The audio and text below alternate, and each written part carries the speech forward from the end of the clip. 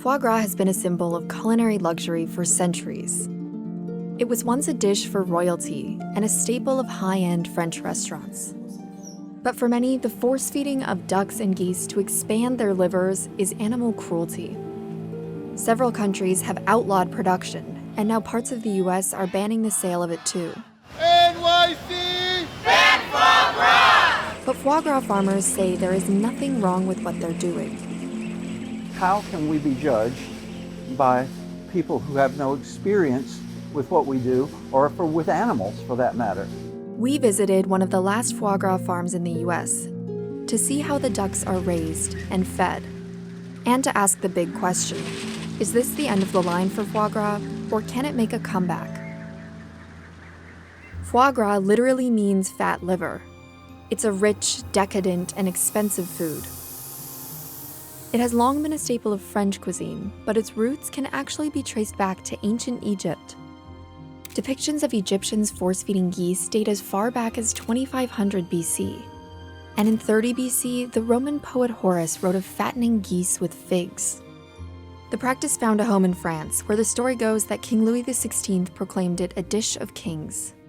In the 1800s, French chefs began creating elaborate dishes, like this sculpture with a Roman goddess over a base of foie gras. And by the turn of the 20th century, French culinary textbooks listed hundreds of ways to cook and eat it. It wasn't long before the delicacy started to take root in high-end restaurants in the US. Foie gras imported from France cost around $18 per pound in 1949. That's over $200 today. Goose liver paste with truffles, we'd call it here, and it's almost worth its weight in gold. Production rose as machines began to replace the hand crank method of force feeding. Israel emerged as a competitor in the foie gras market and exported $12 million worth in 1979. Soon after that, the US also started producing it. At first, it was just one farm in New York. One day, those farmers came and said that they were starting the first foie gras farm from ducks in America. And I got very excited. Ariane Daguin comes from 6 generations of foie gras farmers, restaurateurs, and chefs. I've been born in that reverence and respect for that ingredient. In 1985, she started a company to distribute foie gras in the US. I was very conscious that the market was potentially immense, America, but started from zero because nobody knew what foie gras was.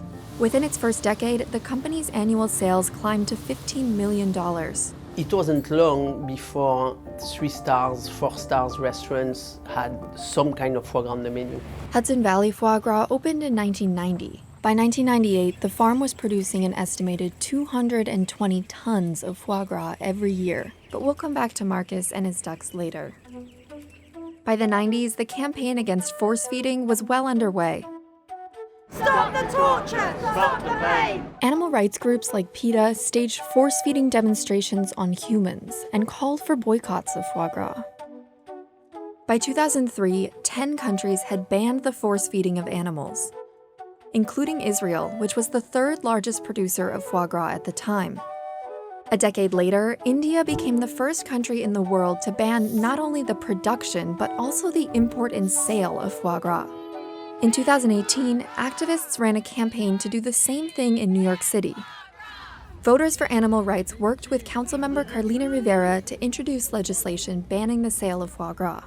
This is a really, really big day for animal rights. It passed in 2019 with 42 votes and will take effect in late 2022. When the bill passed, it was just a moment that I'll never forget. But the bill could be a disaster for producers just a few hours north of the city. Hudson Valley Foie Gras is one of the only producers left in the US. Marcus Henley has worked on the farm for over 20 years. We're good farmers. We deeply believe in what we do. He estimates that the ban could cost the company 25% of sales. Right now, the farm gets a shipment of 10,000 new ducklings every week, 3,000 of which are for foie gras. These specially bred Moulard ducklings are only 2 days old. Once they are 4 weeks old, they move to another barn. They were 4 weeks in the nursery, 8 weeks here in the growing barn before they go to the gavage. The gavage is the force feeding process, the part that's the most controversial. The ducks are fed a mixture of corn and soy 3 times per day for 3 weeks. We're not harming them, we're making them happy by feeding them. But some veterinarians disagree. It is definitely an injurious process, and it actually amazes me that people are willing to say otherwise. Marcus says the force feeding replicates how wild ducks will gorge on food before migration. When the liver enlarges to 10 times its normal size during this force feeding, that's not what happens with migratory birds and migratory ducks. And when you have a liver that's enlarged like that, the cells are impaired. The duck's liver weighs nearly 2 pounds at the end of the force feeding period. There's obviously an economic impetus to keep producing foie gras. The medical information has been there for a long time. And that's being overridden by the incentive to just keep producing it for human consumption. One of the largest markets for Hudson Valley's foie gras is New York City. Some of the livers are sold whole, while others are turned into products like these torchons. Jenny Chamberlain is a chef who works on developing recipes at Hudson Valley. We have people here that I'd put up against any French chef to roll a torchon. The ban will hit them hard. This could bring us down. You know, it's New York City. And more than anything, Jenny and Marcus feel that it is unfair.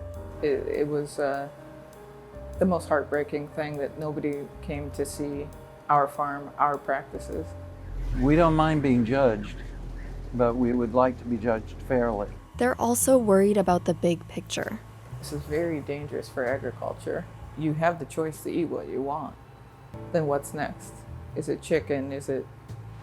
Ariane's sales will be hit too, but she's more concerned about what it will mean for the culinary world.